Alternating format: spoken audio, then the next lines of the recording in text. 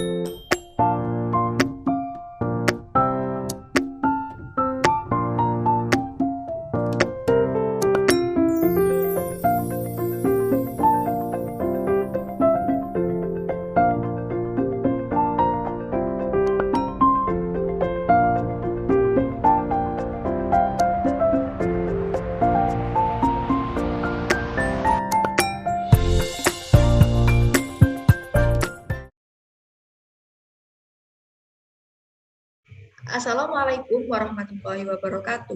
Selamat pagi anak-anak semua.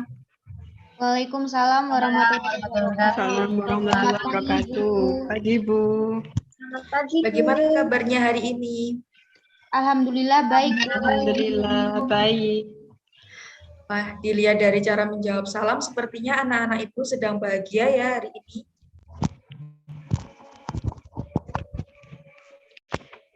Iya Bu, karena sebentar lagi sudah mau liburan akhir semester. Oh, seperti itu. Baik, sebelum memulai kegiatan pada hari ini, sebagai rakyat Indonesia yang baik, kita harus mengamalkan sila Pancasila 1, yaitu dengan berdoa sesuai keyakinan masing-masing. Untuk Fadiahana bisa memimpin doa teman-temannya terlebih dahulu ya. Iya Bu, baik Bu. Oke teman-teman, sebelum memulai pelajaran pada hari ini, mari kita berdoa menurut agama dan kepercayaan masing-masing. Berdoa mulai.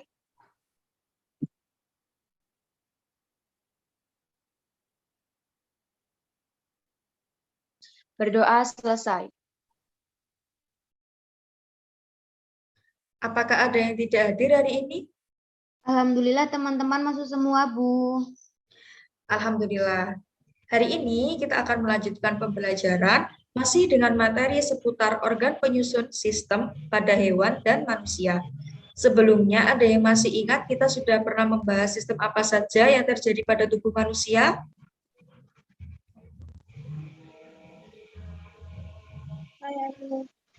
Iya, silahkan Habibun. Sebelum pertemuan hari ini kita sudah membahas tentang sistem sirkulasi yang ada di tubuh manusia. Bagaimana dengan yang lain? Apakah jawaban dari Habibun sudah benar? Ya, Bu, sudah benar. Iya, Bu, sudah benar. Bu, Ya, Ibu sangat senang kalian masih mengingatnya. Nah, pada pertemuan hari ini, saatnya kita akan membahas tentang sistem pencernaan. Dulu pada saat Ibu masih SMA, Ibu sangat suka dengan materi pembahasan sistem pencernaan.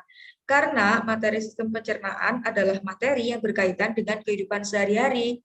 Dengan mempelajari sistem pencernaan makanan, kita akan tahu kebutuhan nutrisi apa saja yang harus ada pada makanan kita dan makanan apa saja yang harus kita jauhi untuk menghindarkan kita dari penyakit. Salah satunya adalah dari makanan. Selain itu, setelah mempelajari sistem pencernaan, khususnya pada manusia, kita dapat mengetahui bagaimana proses, manfaat, ataupun kegunaan organ-organ kita, sehingga kita bisa memahami tubuh kita dengan lebih baik.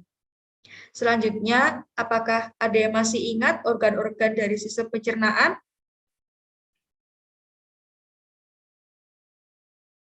Saya, Bu. Iya, silakan untuk Putri Jasmine.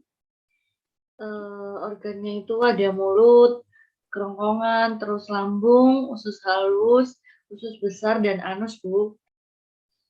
Bagaimana dengan yang lain? Ada yang memiliki jawaban berbeda dari Putri Jasmine?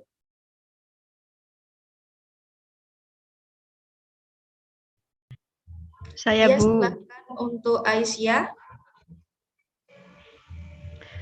Jawaban saya tidak jauh berbeda dari jawaban Putri Jasmine, Bu. Organ-organ dari sistem pencernaan yaitu mulut, kerongkongan atau faring, lambung yang di dalamnya menghasilkan enzim pepsin dan renin. Kemudian pankreas yang menghasilkan enzim lipase, tripsin, dan amilase. Dilanjutkan dengan usus halus, usus besar, dan yang terakhir adalah anus. Ya, hebat sekali ya. Ini untuk anak-anak Ibu. Baik jawaban dari Putri Jasmine dan Aisyah sudah benar semua. Akan tetapi mungkin bisa lebih teliti lagi untuk penyebutan laring dan faring. Kalau untuk kerongkongan itu biasanya disebut dengan esofagus. Jawaban dari Putri Jasmine sudah tepat. Dan jawaban dari Aisyah juga sudah tepat dan sangat lengkap. Sepertinya Ibu sudah tidak perlu menjelaskan lagi ya. Bisa langsung lanjut ke ulangan harian saja.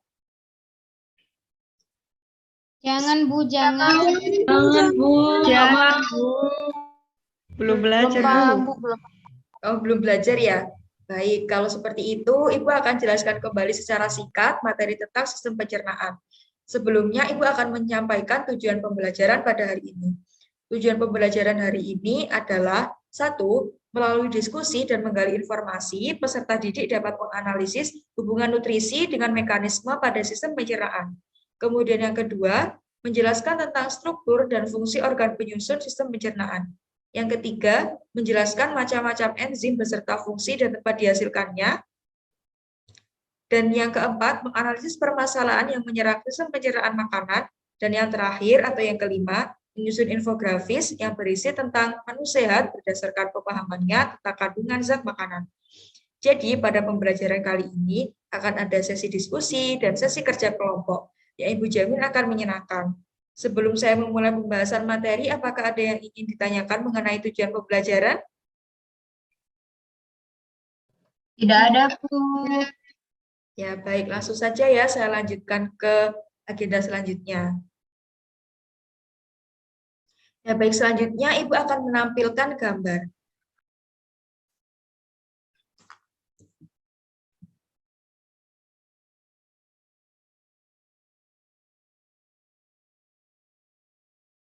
Nah, adakah yang mau berpendapat tentang gambar yang Ibu tampilkan?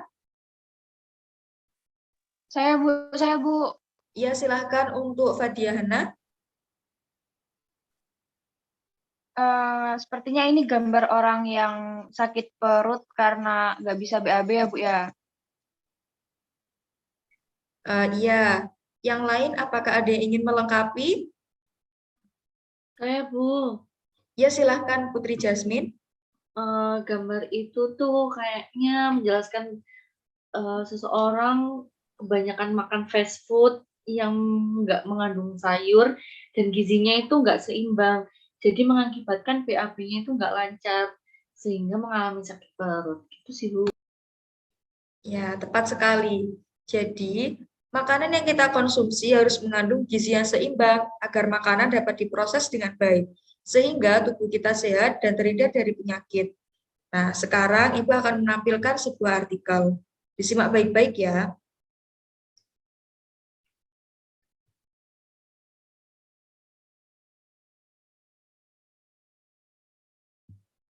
Nah, ini artikel yang Ibu tampilkan yaitu berjudul Kebanyakan minum boba, usus remaja tersumbat. Ayo, siapa yang di sini suka meminum boba? Saya, Bu. Saya, Bu. Saya, Bu. Ya, pasti banyak ya, Ibu juga suka dan sering meminum boba. Nah, pada artikel ini diceritakan seorang remaja usia 13 tahun di Cina dilarikan di rumah sakit pada jam 3 pagi karena mengalami nyeri perut mendadak. Setelah pindaian X-ray menunjukkan adanya sumbatan usus. Sebelum dibawa ke rumah sakit, remaja tersebut diketahui telah mengonsumsi 2 gelas minuman yang di dalamnya terdapat boba atau bola-bola tapioka. Minuman boba bisa menyumbat usus loh. Nah, kali ini Ibu akan memberikan tugas proyek mengenai penyebab dan solusi permasalahan yang ada di artikel, yang tentunya berkaitan dengan materi yang sudah kita pelajari. Tugas ini adalah tugas kelompok, dan Ibu sudah membagi kelompoknya. Nama-nama akan Ibu share di kolom chat ya. Baik, Ibu. Baik, Bu. Nah, kemudian Ibu juga sudah membagikan LKPD dan PowerPoint materi di Google Classroom. Kalian bisa mengecek LKPD dan PowerPoint-nya melalui Google Classroom, bisa mendownload dan menjadi bahan referensi untuk pekerjaan tugas ini. Silakan dicermati baik-baik perintah yang ada pada LKPD-nya. Untuk deadline-nya kapan? Pasti itu kan pertanyaan yang kalian tunggu-tunggu. Jadi, tugas ini dikerjakan hari ini selama 50 menit di luar room ini. Setelah 50 menit, silakan kalian kembali ke room Zoom ini untuk mempresentasikan hasil dari diskusi kalian. Baik, ada yang ingin ditanyakan? Tidak ada, Bu. Ya, silakan. Tidak, Bu. Baik, silahkan dikerjakan tugasnya dan selamat bekerja. Ibu tutup ya. Wassalamualaikum warahmatullahi wabarakatuh. Waalaikumsalam warahmatullahi wabarakatuh. Waalaikumsalam. Terima kasih, Bu.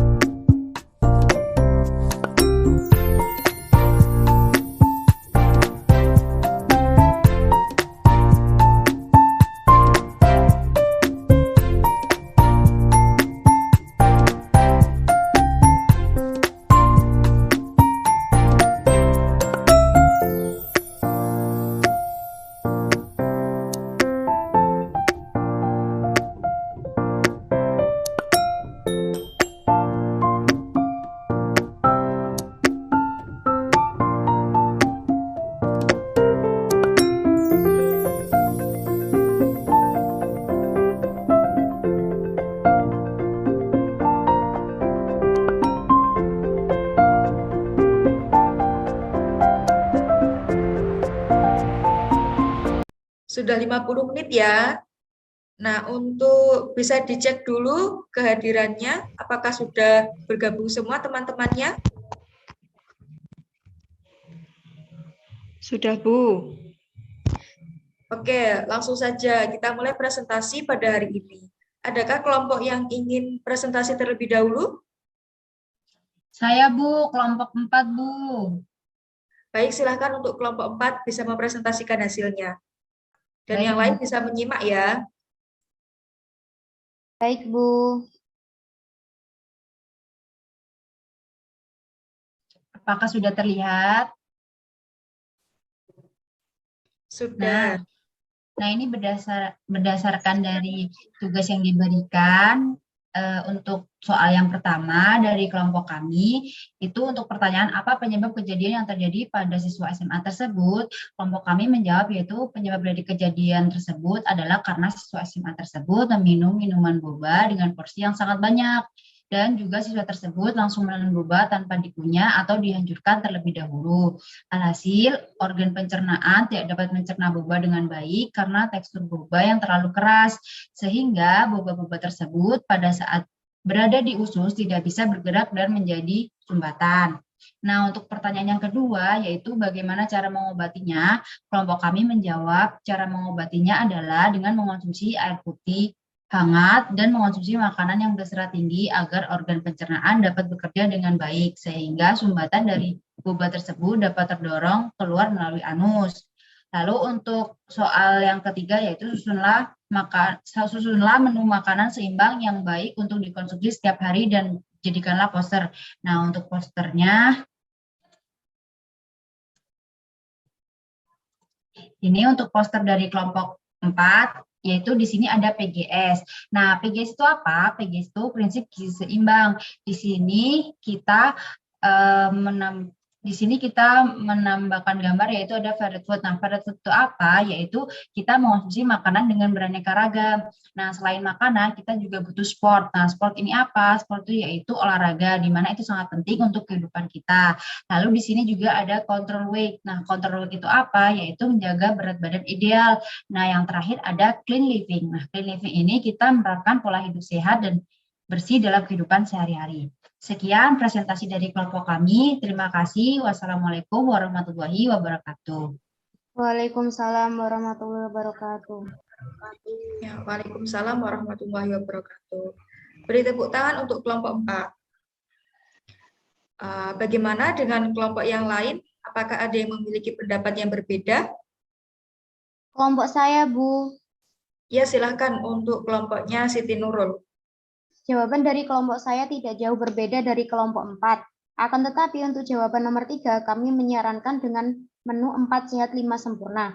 Karena menurut kelompok saya, menu 4 sehat 5 sempurna sudah cocok untuk dijadikan acuan dalam kehidupan sehari-hari. Di dalam menu 4 sehat 5 sempurna, terdapat karbohidrat, protein, lemak, dan mineral, sehingga kebutuhan gizi akan terpenuhi. Sudah, Bu. Baik, bagus sekali pendapat dari kelompoknya Mbak Nurul. Jadi begini, sebenarnya menu 4 sehat 5 sempurna merupakan pedoman yang digunakan untuk kebutuhan makanan sehari-hari. Akan tetapi, sudah sekitar tahun 2016, pedoman itu berubah nama menjadi prinsip gizi seimbang. Dan terdapat beberapa penambahan prinsip di dalamnya.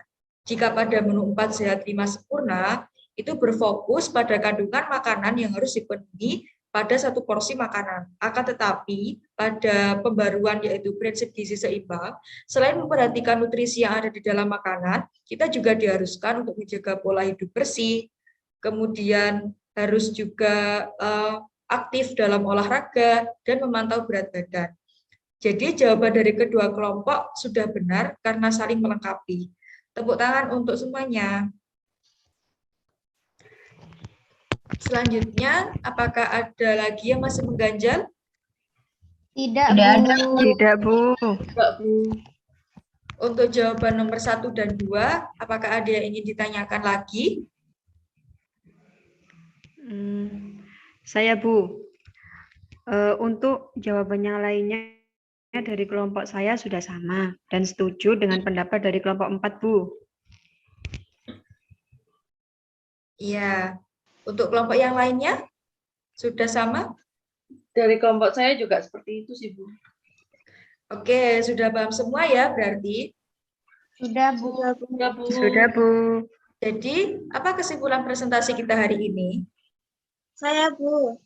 Ya, silahkan ya, Bibut.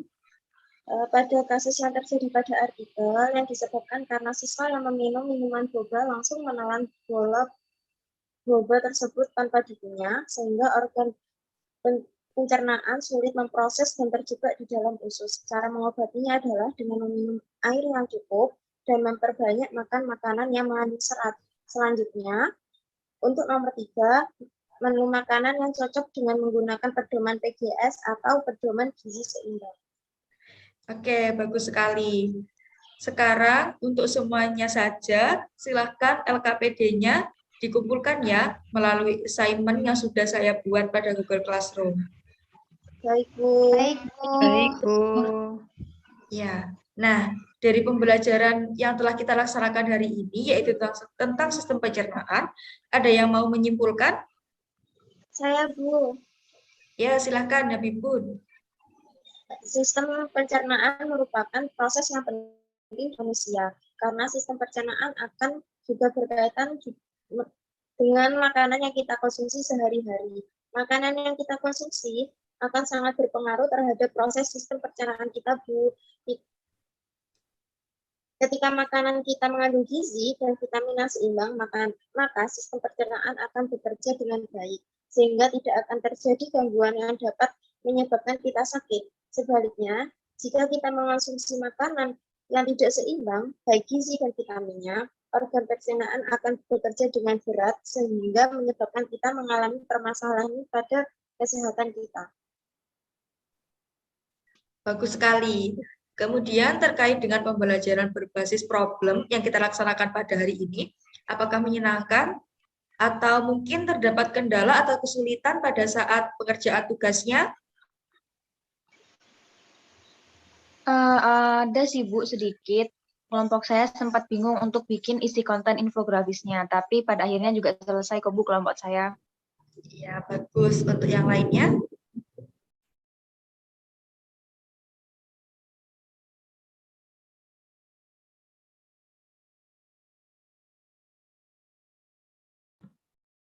Alhamdulillah nggak ada kendala sih, Bu.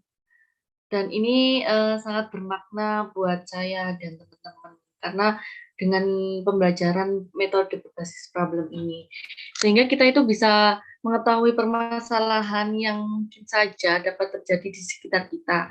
Akhirnya kita itu bisa mengetahui solusi dari permasalahan tersebut. Dan kita itu juga bisa lebih berhati-hati serta memperhatikan makanan yang kita konsumsi demi kesehatan kita semua. Nah, bagus sekali. Jangan lupa ya untuk belajar materi selanjutnya. Pertemuan kita pada hari ini cukup sampai di sini. Nah, pertemuan selanjutnya kita juga akan masih belajar tentang sistem pencernaan. Akan tetapi mungkin Ibu akan lebih menekankan tentang latihan mengerjakan soal untuk persiapan ulangan harian. Baik, Bu. Sebelum Baik, Ibu, Bu. apakah ada yang ingin ditanyakan? Saat ini masih belum ada, Bu. Oke, terima kasih untuk semuanya. Karena waktunya sudah habis, Ibu tutup pembelajaran pada hari ini. Semoga kita semua selalu diberi kesehatan. Mohon maaf apabila Ibu ada salah kata. Terima kasih atas perhatiannya. Wassalamualaikum warahmatullahi wabarakatuh. Waalaikumsalam warahmatullahi wabarakatuh. Terima Terima kasih, Bu. Terima kasih banyak, Bu. kasih, Bu. Ya, sama-sama.